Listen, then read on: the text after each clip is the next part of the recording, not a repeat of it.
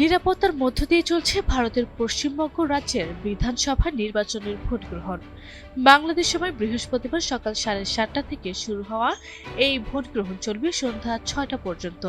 প্রথম দফায় রাজ্যের 16টি জেলায় মোট 152টি আসনে ভোট গ্রহণ অনুষ্ঠিত হচ্ছে।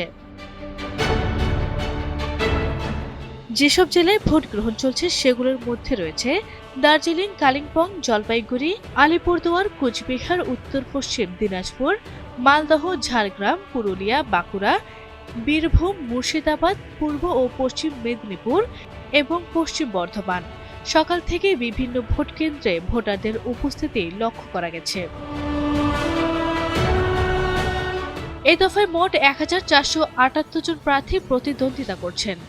জমা পড়া মনোনয়নপত্রের সংখ্যা ছিল 1525টি। কোচবিহার দক্ষিণ ও ইটাহার আসনের সর্বোচ্চ 15 জন করে প্রার্থী প্রতিদ্বন্দ্বিতায় রয়েছেন। নির্বাচন অবাধ ও শান্তিপূর্ণ করতে সম্ভাব্য অনিয়ম ঠেকাতে বিভিন্ন এলাকায় জোরদার নিরাপত্তা ব্যবস্থা নেওয়া হয়েছে। নির্বাচন কমিশন স্পষ্টভাবে জানিয়েছে, হাঙ্গামা, বুথ দখল বা জাল ভোটের চেষ্টা কঠোরভাবে দমন করা হবে। ভোট কেন্দ্রে প্রবেশে কড়াকড়ি আরোপ করা হয়েছে। ভোটারদের নির্ধারিত পরিচয়পত্র প্রদর্শন করে স্লিপ সংগ্রহের পর কেন্দ্রে ঢুকতে হচ্ছে।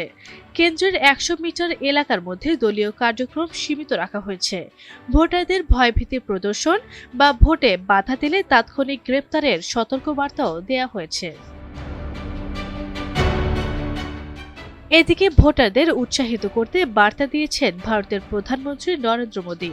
তিনি তরুণ ও নারী ভোটারদের বেশি করে অংশগ্রহণের আহ্বান জানিয়েছেন। দ্বিতীয় ও শেষ দফায় ভোট অনুষ্ঠিত হবে 29 এপ্রিল এবং 4 মে। ভোট গণনার মাধ্যমে ফলাফল ঘোষণা করা হবে।